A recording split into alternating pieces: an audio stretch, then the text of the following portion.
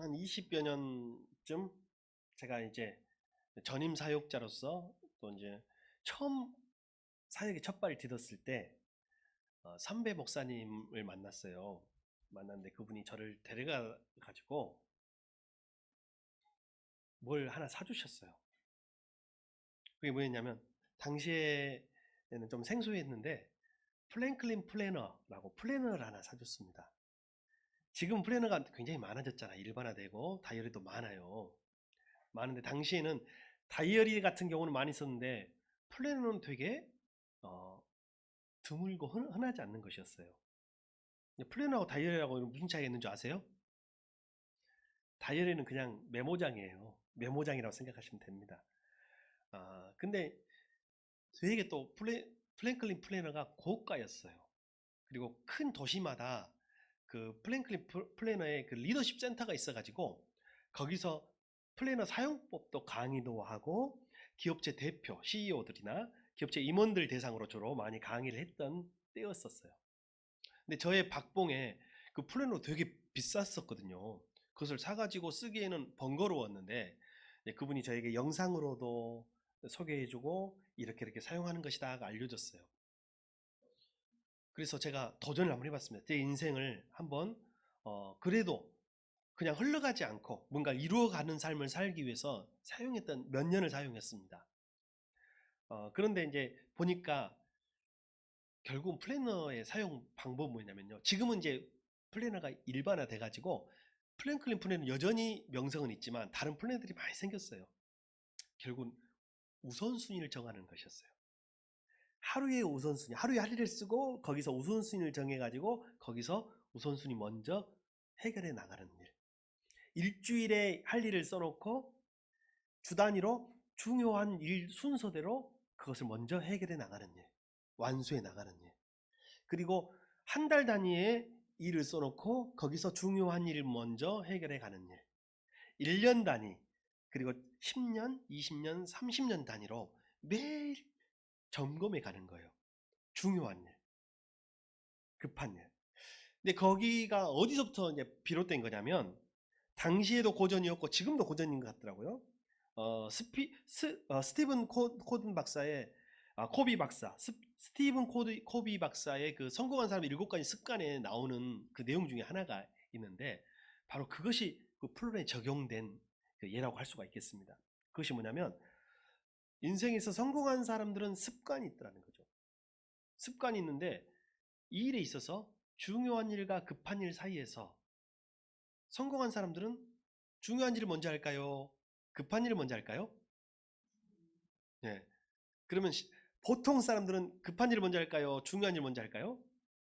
네. 여러분은 보통 사람이에요? 아니에요? 지금은 보통 사람이지만 나중에라도 인생에 있어서 성취와 성공 그 어떤 영역에서 무엇인가를 이루려면 반드시 중요한 일부터 해야 합니다. 저에게 그 플래너를 소개해 준 분도 요즘에는 그거 안 쓰더라고요. 그분은 그걸 몇십 년 썼다고 했거든요, 저한테. 근데 안 쓰더라고요. 왜냐면 요즘에는 워낙 좋은 플래너가 많고, 그리고 이제 그것이 몸에 배어 있어요. 그래서 이미 핸드폰, 스마트폰에 그것을 가지고 다 그렇게 하고 있어서 저도 그렇지만 그분도 그것을 쓰지는 않고 있었습니다. 거기에 보면 중요한 일과 급한 일 두 가지 일이 있잖아요. 이 두 가지를 가지고 경우의 수를 만들면 네 가지가 돼요. 왜냐하면 경우의 수는 여러분 제곱으로 가잖아요. 두 가지니까 2의 제곱이니까 네 가지가 되는 거예요. 그럼 제가 한번 만들어 볼게요. 자, 첫 번째, 중요하고 급한 일. 어떤 일이 중요하고 급한 일 하나 있고, 또 두 번째, 중요하지만 급하지는 않는 일이 있어요. 그죠? 두 번째요. 외워야 돼요. 세 번째는 뭐예요? 급하지만 중요하지 않는 일이 있어요. 네 번째로는 급하지도 않고 중요하지도 않는 일이에요. 여러분 이 중에서 어떤 일을 가장 먼저 해야 합니까? 중요하고 급한 일을 먼저 해야 되잖아요. 그럼 어떤 일을 가장 나중에 해야 돼요? 중요하지도 않고 급하지도 않는지. 제가 이걸 왜 먼저 말씀드리냐면 이걸 갖고 고민하는 사람은 없거든요. 이거는 알아서 다 하게 되어 있어요. 중요하고 급한 일 먼저 사람들이 하게 돼 있어요, 항상. 그리고 급하지도 않고 중요하지도 않은 일은 가장 마중에 미루게 돼요. 문제는 두 번째, 세 번째 경우를 바꿔 산다는 거예요. 두 번째가 뭐였어요? 중요하지만 급하지는 않는 일과 급하지만 중요하지 않는 일 순서가 대부분 사람들은 바뀌어 있어요. 대부분 사람들은 무엇부터 하냐면 급한 일 먼저 한다는 거예요. 제가 제 주위에서 뭔가 인생에 있어서 성공과 성취를 한 사람, 그리고 뭐 제 주위의 목회자 중에서 남다른 목회자들을 살펴봅니다. 자, 그러면 제가 예를 들어 볼게요. 중요하고 급한 일은 어떤 일일까요? 위기입니다, 위기. 내 인생에 위기가 오면 그게 제일 중요하고 급한 일이에요. 제가 일부 때 예를 들었는데, 출근할 시간에 갑자기 급동, 출근이 먼저 해야 돼요? 급동 먼저 해야 돼요? 뭐가 더 위기입니까? 이렇게 생각하면 됩니다. 예를 들어 제가 한번 열심히 머리를 짜내봤습니다. 상황을 한번 만들어 보려고. 예. 이 위기 같은 경우는 즉시 처리해야 되는 거예요. 지금 처리하면 내 생명의 위험이 없거나 굉장한 그 어려움을 처하는 일이에요. 그래서 이것은 1번이에요. 자, 두 번째. 중요하지만 급하지 않는 일은 어떻게 처리해야 될까요?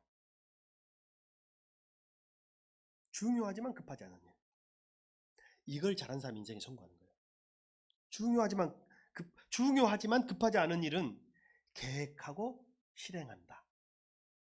중요한 일은 반드시 해야 되잖아요. 근데 급하지 않으면 우선순위 자꾸 밀리거든요. 급한 일에. 근데 자꾸 밀다 보면 그 사람은 인생에서 아무것도 중요한 일을 이루지를 못해요. 제가 예를 들면 건강검진. 중요한 일입니까? 급한 일입니까? 중요한 일이에요. 근데 사람들 미뤄요, 안 미뤄요? 왜요? 1년 안에 하면 되니까. 미뤄요. 미루는데 이런 일을 자꾸 미루다 보면 큰일 나요. 건강검진은 제때 해줘야 돼요. 그럼 어떻게 하면 돼요? 아까 그랬죠? 계획하고 실행하라 그랬어요. 다이어리에 언제 한다고 딱 써놔야 돼. 그리고 그날가 딱 실행해야 되는 거예요. 이걸 못하는 사람은 인생에 어떤 것도 이룰지 못해. 중요한 일은 다 놓쳐요. 급한 일만 하다가. 그러니까 바쁘고 분주하게 사는데 아무것도 이루지 못하는 사람이 세상에 얼마나 많아요. 여러분 바빠요, 안 바빠요? 바쁘죠? 진짜 바쁘게 살잖아요. 제가 보니까 진짜 바쁘게 살아요. 근데 막상 중요한 순간이 없어. 바쁜 일, 급한 일만 하다 보니까. 그래서 이 중요하지만 급한 일은 계획하고 실행하는 사람. 이걸 누가 잘하냐면 하버드 출신이 잘한다고 최재천 교수가 이야기했어요. 최재천 교수가 하버드 학생들하고 서울대 학생들 비교해 달라고 했거든요. 사람들이. 그러니까 비교를 했어요. 자기는 서울대 출신에 하버드도 다녔고 교수도 하버드에서도 하고 서울대에서도 했는데 이 두 학생들의 차이점. 우리나라에서는 서울대 하면 제일 훌륭한 사람들이잖아요. 그죠? 우리 사회에서는 제일 그래도 성공한 사람들 할 수 있잖아요. 근데 또 달라. 격이 뭐냐면 하버드 학생들은 낮에는 공부 안 한대요. 낮에는 수업 듣고 봉사활동하고 스포츠 활동하고 이렇게 막 뭐 여러 가지 자기 꿈을 위해서 활동을 많이 한대. 그 사람들은 밤하고 새벽에 뭘 많이 한대. 근데 서울대생들은 하루 종일 공부한대. 발등이 떨어진 것부터 한다는 거죠. 그러면 어떤 차이가 나느냐는 거죠. 미리 계획하고 한 달 전에, 두 달 전부터 레포트, 숙제, 과제 이런 것들을 미리 시작한대요. 그래야 시간에 쫓기지 않는다는 거죠. 그래서 졸업하고 나중에 보면 매일 공부만 했던 서울대생보다 사실은 하버드생들이 이룬 것들이 더 많다라는 말을 최재천 교수가 했어요. 이제 제가 옆에서 급하지만 중요하지 않는 일을 어떻게 처리하느냐 굉장히 중요하거든요. 여러분 급하지만 중요하지 않은 일에 연연하고 살아요. 대부분 3번이 우선순위예요. 대부분 사람들이. 제가 옆에서 보니까 급하지만 중요하지 않은 일은요 축소하거나 위임하랍니다. 뭐라고요? 급하거나 꼭 내가 안 해도 될 일 있잖아요. 같이 해야 되는 일. 자, 빨래 개는 일. 중요해요, 안 중요해요? 중요하고 급한 일이 될 때도 있겠지만, 중요하고 급한 일이 있겠지만, 다른 더 중요한 일 있잖아요. 이것은 같이 분담할 수 있어요. 가족끼리 같이 분담할 수 있어요, 없어요? 분담할 수 있잖아요. 그래서 급하지만 중요하지 않는 일은 축소하고 위임해야 되는데, 자기 개인의 삶도 마찬가지지만, 공동체, 여러분이 어느 공동체에서 리더를 할 때도 이 원칙은 적용돼야 하는 것 같아요. 자, 그러나 살아보면 우리는요, 중요한 일보다 급한 일에 쫓겨 살 때가 많아요. 영적인 원리도 같다 생각됩니다.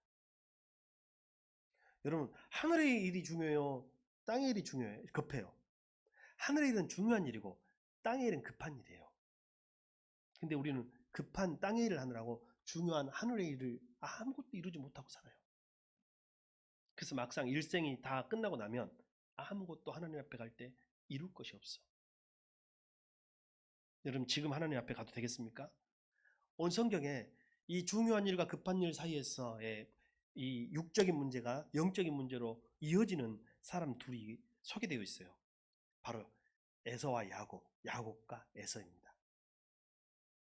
여러분, 능력은 누가 더 많았냐면요, 남자다움, 사냥 능력, 생존 능력, 키, 외모, 체력, 건강, 이 모든 것은요 에서가 월등했습니다. 근데 에서는요 항상 급한 일을 먼저 해결하는 사람이에요. 육신의 일을 먼저 해결하는 사람이에요. 땅의 일을 먼저 해결하는 사람이었어요. 근데 야곱은요 왜소하고 여성적이었고 집안일 중심적으로 뭐 엄마 중심적으로 이렇게 살아갔지만, 그는 어찌 보면 너무 약사빠르게 보일 정도로 중요한 일 중심으로 인생을 살아갔던 사람 중에 하나예요. 자, 그리고 그것을 너무너무 서로는 너무너무 서로를 잘 알아요. 하루는 밖에서 사냥을 하고 그 야영 생활 하다가 지쳐서 돌아온 형, 집에 돌아오자마자 너무너무 배가 고파요. 여러분, 진짜 배고플 때는 뭐가 보여요, 안 보여요? 안 보이잖아요. 먹을 거 외에는 안 보여요. 요즘 저는 지금도 기억납니다. 학교 갔다가 문 열고 집에 문 열자마자, 옛날 엄마들은 집에 많이 있었잖아요. 집에 많이 있었어요. 뭐라고 했어요? 엄마 밥 줘. 이게 우리들의 멘트인데 에서가 오자마자 지금 배가 고파가지고 뭔가를 찾는 거예요. 그때 야곱은 준비하고 있었어요. 지금 에서에게 중요한 것은, 에서에게 팥죽을 맛있게 끓여가지고, 붉은 죽이라 했으니까 우리는 팥죽이라고 합시다. 팥죽을 맛있게 끓여가지고, 그럼 팥죽 맛있어요, 맛이 없어요? 엄청 맛있잖아요. 설탕 넣어야 돼요, 안 넣어야 돼요? 우리 전라도 사람은 설탕을 넣어야 해. 예. 제가 그 서울에 가서 팥죽을 학교 식당에서 나와서 먹었는데 깜짝 놀랐습니다. 쌀알이 들어있더라고, 쌀이. 같이 넣어요, 거기는. 밀가루하고 쌀을 또 같이 넣게, 쌀하고 칼국수도 같이 먹고, 동지죽을 넣어도 알을 꼭 쌀을 넣더라고요. 다만 설탕을 넣지 않아요, 다른 지방은. 근데 저도 이제 나이가 있고 건강을 생각해서 달게 먹지 않으려고 노력하는데, 꼭 팥죽하고 이 콩국수만큼은 설탕을 넣어야 이게 좀 속이 시원합니다. 네, 이 팥죽을 맛있게 끓였는데 이 눈이 뒤집힌 거죠. 뭐라도 바꿀 그런 기세예요. 야곱이 이야기합니다. 그냥 줄 수 없고 뭐 하나 걸어, 뭐든지 걸 테니까 내놓으라는 거죠. 야곱이 뭘 걸었어요? 장자의 권리, 장자권, 장자의 명분, 장자의 명예, 그걸 나한테 넘겨. 내가 이제 장자의 권한을 나에게 넘겨. 그러니까 자기는 키도 크고 능력도 있고 힘도 세고 돈도 잘 벌 수 있고, 그죠? 당신 사냥 능력도 있고, 그러니까 남자답고 훨씬 사람들한테 인정받는 사람 아니야, 사회적으로. 뭐 장자 권리 그 자체야, 뭐 그거 없어도 내가 살지 뭐, 하면서 넘겼잖아요. 그리고 뭘 찾아요? 당장 팥죽, 배고픔. 지금 에서는 중요한 일과 급한 일 사이에서 무엇을 선택했어요? 급한 걸 선택한 거예요. 당장에 먹을 것, 당장의 팥죽.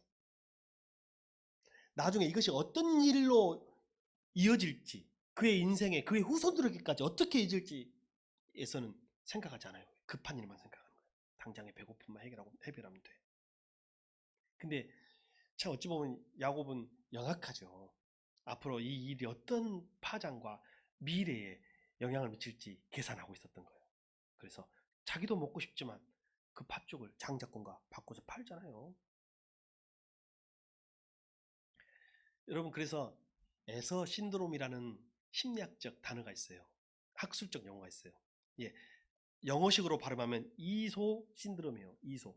에서가 이소라고 읽나 봐요. 보니까 이소 신드롬이에요. 대부분 사람들이 이소 신드롬에 빠져 있어요. 그래서 되게 능력 있고 지금은 그 사람이 앞서 있는 것처럼 보여도 세월이 흐르면 그 사람들이 이룬 것이 없어. 하나님 앞에서도 이룬 것이 없어. 신앙적으로도 마찬가지고 세상에서도 마찬가지인 것이죠. 그러나 야곱 신드롬이란 말은 없지만 에서 신드롬에 반해서 우리가 한번 만들어 봅시다. 야곱은 뭐예요? 중요한 것 중심으로. 그리고 하늘의 것이 아니라 이 땅의 것이 아니라 하늘의 것을 중심으로 살았던 것이에요. 야곱은 에서와 달리 귀한 것을 귀한 것으로 여길 수 있는 볼 수 있는 눈이 있었습니다. 그는 팥죽보다 육신의 떡과 그리고 빵보다 하나님이 주시는 축복과 아버지가 주시는 무형의 유산을 더 중요하게 생각했어요. 장자의 명분은 에서가 아닌 야곱이 계승했다고 성경은 그래서 증언하고 있는 것입니다.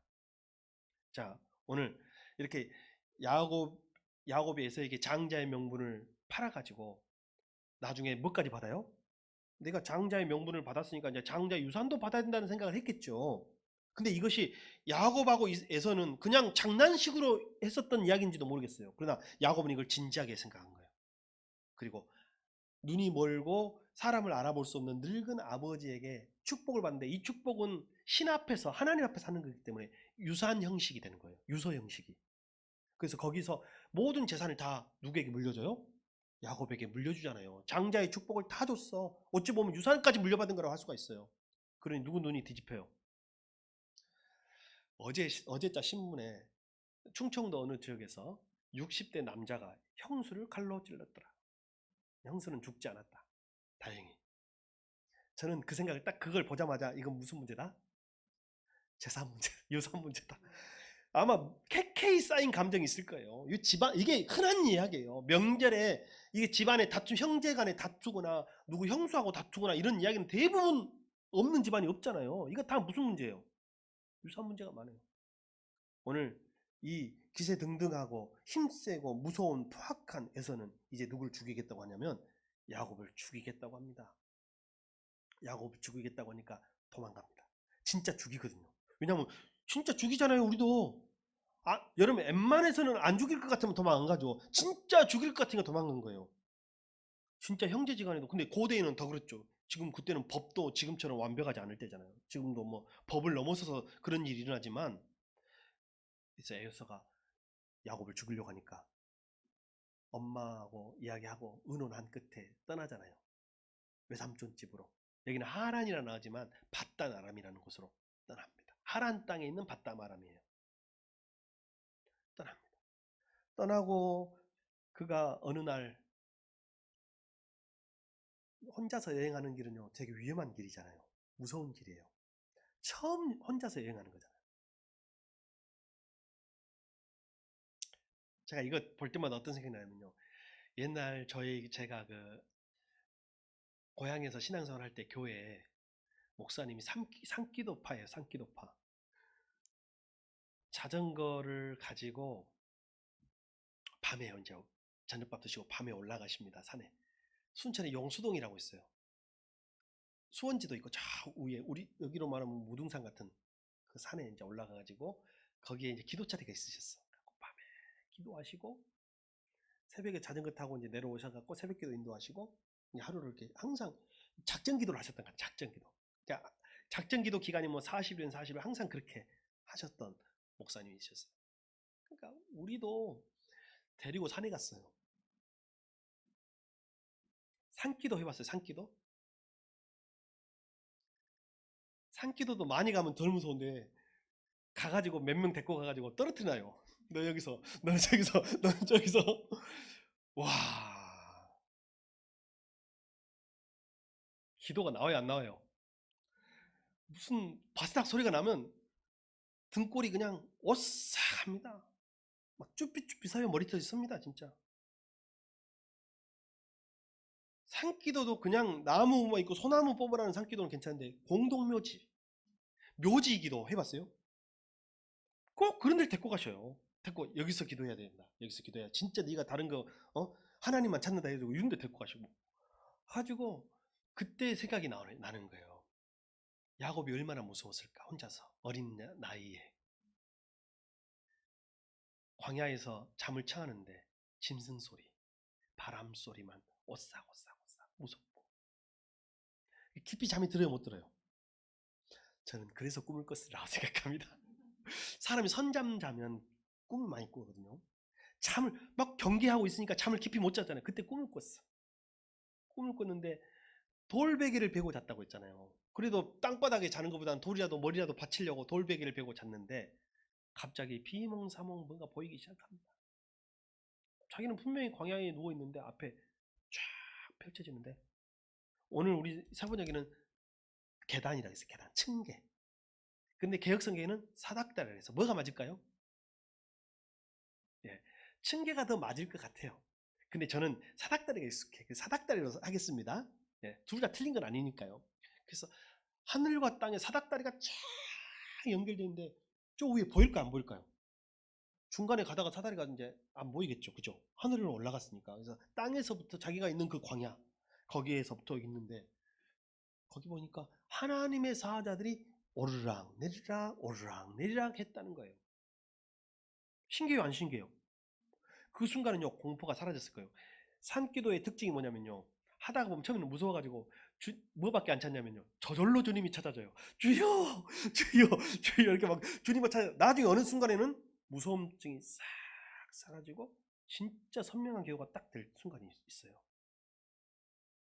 진짜 그게 완전 몰입과 집중되는 순간이 와요. 아마 사다리를 보았던 그 순간은 그 순간이 아니었을까 싶습니다. 가지고 거기서 사다리를 오르락 내리락하는 하나님의 사자들을 딱 보는데 마음속에 여러 가지 생각이 드는 거예요. 여기 웬 사다리? 여기 웬 하나님의 사자들? 그럼 하나님도 여기 계시겠네? 하면서 다 올라오면 저 사다리 위에 하늘에서 하나님이 음성으로 야곱을 만나십니다. 야곱아 야곱아, 나는 너의 조상 아브라함의 하나님, 이삭의 하나님이다. 아직은 누구의 하나님은 아니에요? 야곱의 하나님은 아니에요. 나중에는 조상들의 하나님 하면 이 세 사람이 등장해요. 아브라함의 하나님, 이삭의 하나님, 야곱의 하나님. 아직은 야곱의 하나님이 아니에요. 야곱은요, 지금 자기 인생에 있어서 급한 일에 지금 쫓겨서 도망가고 있잖아요. 하나님, 중요한 하나님은 잊고 있었어요.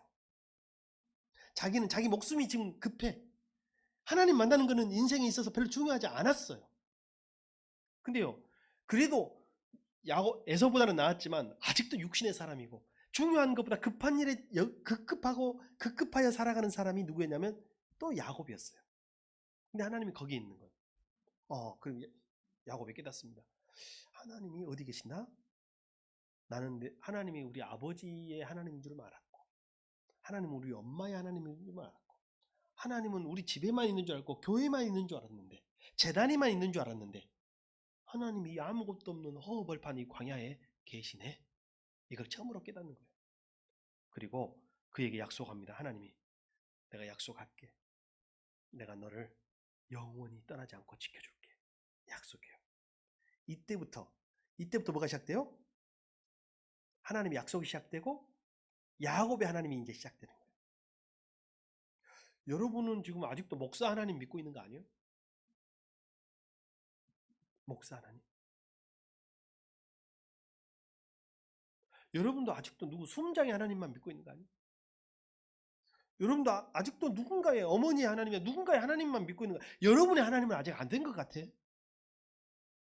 야곱의 하나님이 여러분의 하나님이 될 줄 믿습니다. 그 하나님이 여러분이 약속하는 거예요. 내가 너를 떠나지 않겠다. 내가 너를 떠나지 않겠다.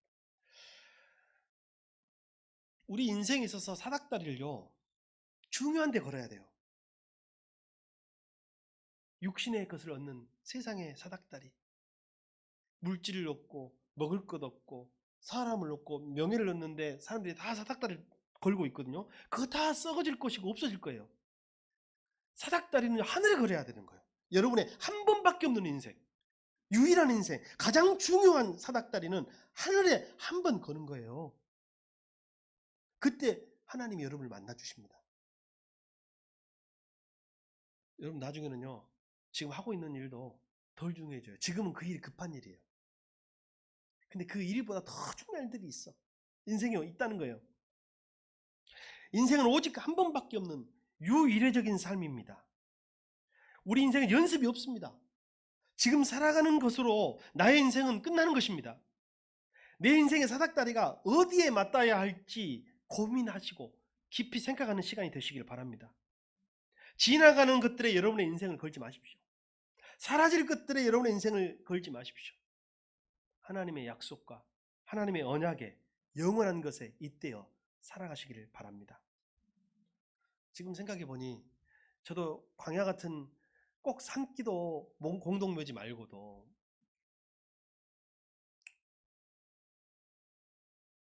제가 가장 사다리를 절실하게 요청하고 하나님을 구했던 때가 항상 신학교 다녔을 때 같아요. 그때 너무 가난하고 너무 막막하고, 지금 생각해 보면 그 밤에 그 기도실들, 이제 장신대 강나루에 가면 기도탑이라는 곳이 있어요. 그 기도탑 올라가면 위에가 골방들이 쭉 있어요. 거기 문을 열고 딱 들어가면 냄새가 좋지 않습니다. 쾌쾌한 땀 냄새 같은 것들이 묻어 있어요. 그래서 평안한 사람들은 찾지 않을 곳이요. 근데 오직 답답하고 심령이 갈급했으면 거기를 찾았겠어요. 들어가요. 그러면 누군가의 수십 년 누군가가 흘렸을 땀과 그 냄새들이 이제 벽에 묻어 있는 것 같아요. 근데요, 거기에서 사다리를 하늘에 건 사람과 땅에서 헛된 것에 사다리를 건 사람의 차이는요, 나중에 달라져요. 지금도 마찬가지입니다. 야곱이 베델에서 만난 하나님 어떤 하나님이냐면요, 살아계신 하나님이에요. 따라합시다. 살아계신 하나님. 살아계신 하나님. 그 전에 야곱의 하나님은요, 살아있지 않는 하나님, 죽은 하나님, 아버지 하나님, 어머니 하나님, 아내의 하나님, 남편 하나님, 부모의 하나님은 죽은 하나님이에요. 내 삶에 역사하지 않아요. 근데 그 순간에 하나님이 아버지를 통해서가 아니라, 엄마를 통해서가 아니라 자기를 직접 만나시고 말씀하시는 그 순간을 통해서 살아계신 하나님을 만나요. 베델에서 만난 하나님은 약속을 성취해 주시겠다고 하신 하나님이에요. 약속을 성취. 누구와 약속했어요? 아브라함과 약속, 그리고 이삭과 약속인데 그 약속을 누구에게? 야곱에게 성취해 주시겠다고 말씀하셔요. 베델에서 만난 하나님은 복을 주신 하나님이고 회복시켜 주신 하나님이고 절대로 떠나지 않겠다고 약속하신 하나님, 절대로 떠나지 않는 하나님이에요.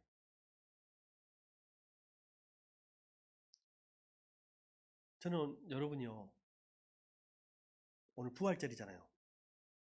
그냥 예수님의 부활로 끝나는 사람이 많은 것 같아요.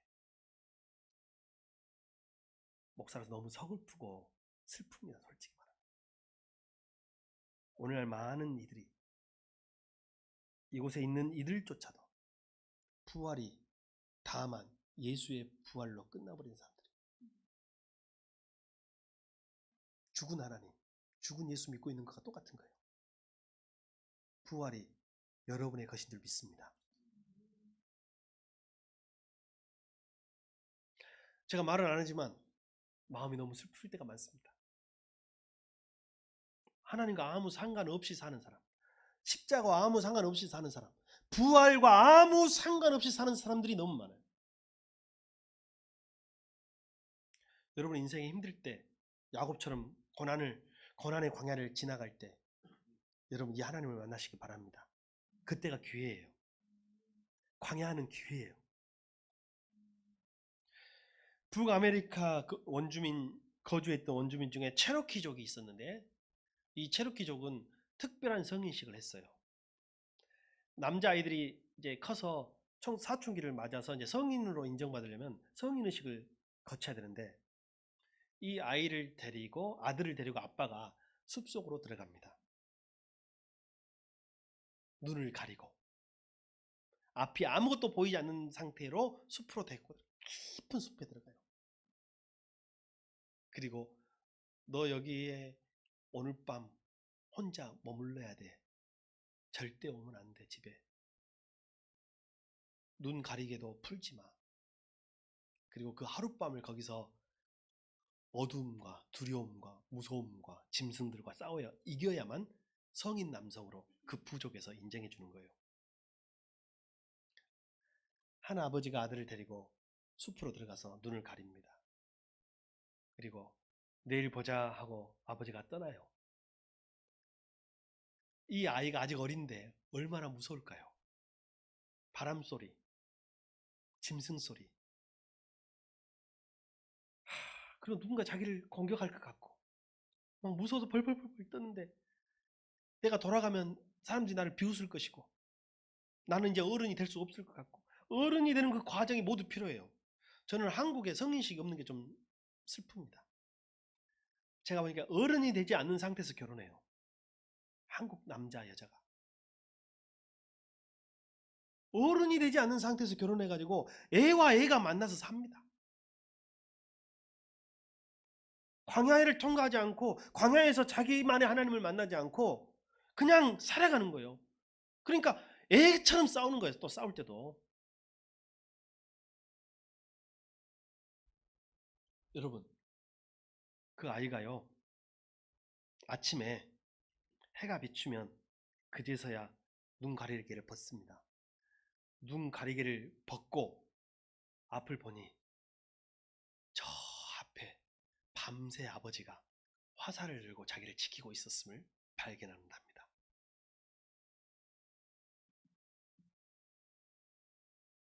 실망과 배신만 준 것이 아니라 믿음과 신뢰까지 주는 것이죠. 그리고 어떤 아버지가 되어야 되는지 어떤 어른이 되어야 되는지를 또 아버지는 몸소 보여줬던 것 같습니다. 여러분 한 부족의 아버지만 그런 것이 아닙니다. 여러분의 아버지는 여러분을 떠나지 않습니다.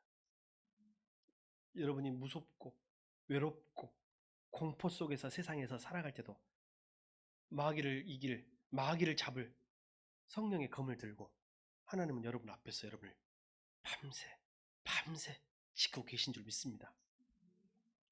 아들만 키우다 보니까 여러 사건 사고가 있었습니다. 우리 애들이 비교적 좀 사건 사고 없이 착한 편이긴 한 것 같은데 그래도 아주 착했던 엄마를 전사로 만들 정도로 아주 우여곡절이 많이 있었습니다. 뭘 지금도 겪고 있습니다. 119를 타고 응급실에 가가지고 보호자를 급히 불러가지고 찾아간 일도 있습니다. 간호사가 기침을 해주는 거예요. 아버님 되신가요? 네. 혹시 어떻게 다친지 아세요? 꼭 응급실에서 말 안 해줘도 되는데 형이 때린 것 같아요. 예. 그 일만 있는 게 아니에요. 이런 일들이 막 있어요. 사람 자식들 키우다 보면. 가지고 하루는 난 아빠한테 혼나고 아들이 한 놈이 뛰쳐나갔어요 집을. 사춘기가 돼가지고 둘 다 사춘기가 돼. 뛰쳐나갔어. 이제 들어오겠지. 9시가 돼도 안 들어와. 들어오겠지. 10시가 돼도 안 들어와. 11시까지만 들어오면 보자. 이것들 이게 내가 봐줘. 이게 호락호락 하니까 이게 11시가 또 안 들어와. 12시까지는 들어오겠지. 12시부터는 제발 들어오기만 해봐라로 바뀌더라고요. 제발 들어오만 왔으면으로 바뀌더라고. 들어오기만 해라 해서 들어왔으면으로 바뀌더라고요. 안 들어와요. 제가 이제 말을 안 하고 집에 이제 집사람한테도 말 안 하고 동네를 다 뒤졌어요. 혼자 나갔어. 있을 만한데 없어요. 그래서 돌다 보니까 건국지구대가 나오더라고. 들어갔습니다. 애가 나갔는데 들어오질 않습니다.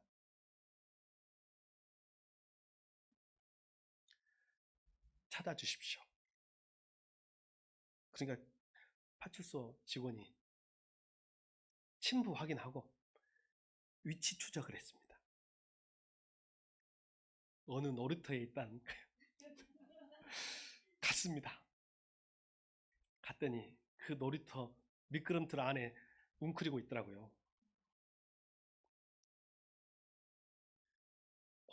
만나면 혼날까 봐서 얼마나 무섭고 그랬겠어요. 무서우니까 안 들어왔겠죠. 아빠가 더 무서우니까. 어둠보다 아빠가 더 무서웠으니까. 안아줬습니다. 그리고 말없이 집으로 들어가 등 다독여주고 씻고 자라 한마디 하고 잤던 날이 있었습니다. 근데 그 이야기를 하면서 최근에 이야기를 하는 거예요. 아니, 좀 늦게 들어올 수도 있지. 무슨 경찰까지 신고를 했어요. 너무 오버 아닌가요? 라고 말하더라고요. 얼마 전에. 그래서 내가 이렇게 대답했습니다. 내 아들에게 무슨 일이 생기는 것을 결코 나는 무력하게 지켜만 볼 수 없다. 나는 무슨 일이 있어도 내 아들을 지켜야 되기 때문에 그것은 당연한 것이다. 했더니 또 다른 녀석이 나는 그때 집 나갔는데 왜 찾지 않았습니까? 그러더라고. 나는 그때 집 나갔는데 왜 위치 추적하지 않았습니까? 그래서 제가 이렇게 말했어. 너는 교회 유아실에 숨어서 자고 있는 걸 알고 있었다.